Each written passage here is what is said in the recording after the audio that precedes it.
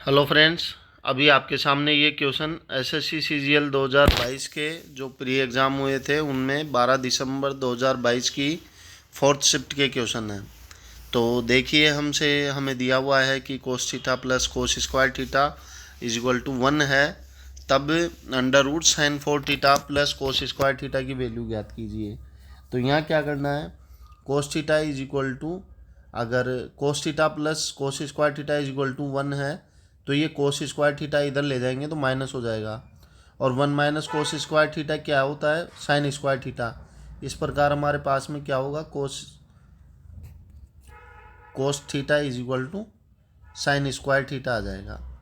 अब cos theta की value अगर साइन स्क्वायर थीटा है, इसका मतलब यहाँ साइन 4 थीटा की जगह अपन क्या कर सकते हैं कि साइन स्क्वायर थीटा की जगह अगर कोस थीटा लिखे हम, तो साइन 4 थीटा की जगह क्या हो जाएगा अंदर, कोस स्क्वायर थीटा।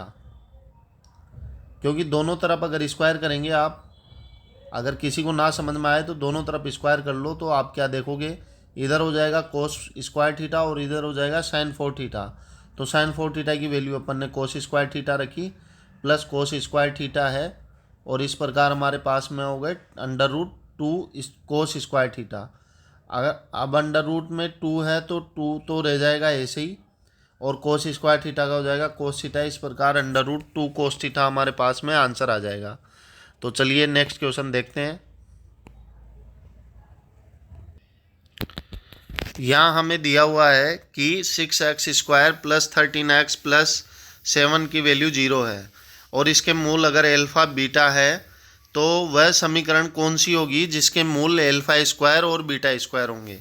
तो ये भी देखिए, बड़ा आसान सा क्वेश्चन है, और इसका सॉल्यूशन थोड़ा लेंथी हो जाएगा तो मैं आपको दूसरे पेज पे समझाता हूँ। ये सॉल्यूशन मैंने पहले से नोट किया हुआ है, तो आप देखिए कि हमारे पास में इक्वेशन थी 6x square plus 13x plus 7 is equal to 0। तो अगर हमारे पास में मूल थे एल्फ़ा प्लस बीटा, तो मूल अगर एल्फ़ा और बीटा थे तो एल्फ़ा प्लस बीटा की वैल्यू क्या होगी, माइनस बी अपॉन ए। अब यहाँ पर b क्या है हमारे पास में 13, और a हमारे पास में क्या है 6, तो माइनस बी अपॉन ए क्या हो जाएगा, माइनस 13 अपॉन 6। और इसी प्रकार एल्फ़ा बीटा क्या होता है c अपॉन ए, तो ये हमारे पास में हो जाएगा 7 अपॉन 6। अब इस इक्वेशन का अगर स्क्वायर करते हैं तो ये आता है, और इसका स्क्वायर करते हैं तो माइनस हट जाएगा और पॉजिटिव हो जाएगा, तो 169 अपॉन 36 आ जाएगा। और हमारे पास में हमें क्या दिया हुआ था कि अगर मूल एल्फ़ा बीटा से, तो ये इक्वेशन थी। अब अगर alpha square plus beta square होंगे तो इक्वेशन क्या बनेगी, तो alpha square plus beta square क्या होगा हमारे पास में, ये 2 एल्फ़ा बीटा इधर चल जाएगा तो माइनस में जाएगा। तो आप यहाँ पर देखिए 169 माइनस 2 इंटू एल्फ़ा बीटा की वैल्यू यहाँ से हमने पुट की तो 7 अपॉन 6। तो इस प्रकार ये हमारे पास में बन गया। अब इसे आगे सोल्व करेंगे हम, तो यहाँ पर 36 एलसीएम आ गया। अब 36 अगर एलसीएम आ गया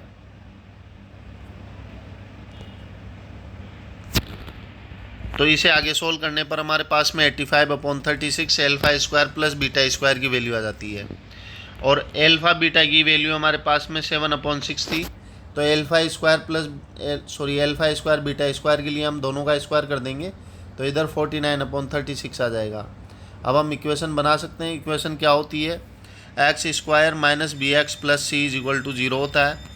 तो यहाँ पर हमने मूल alpha square plus beta square की वैल्यू रखी, तो x square minus 85 upon 36 x plus 49 upon 36 है। ये इक्वेशन इसी प्रकार बनती है, रूल है, आप सभी को पता होगा। तो इस प्रकार ये क्वेश्चन सोल्व होगा। तो चलिए फिर मिलते हैं नेक्स्ट क्वेश्चन के साथ, तब तक के लिए जय हिंद।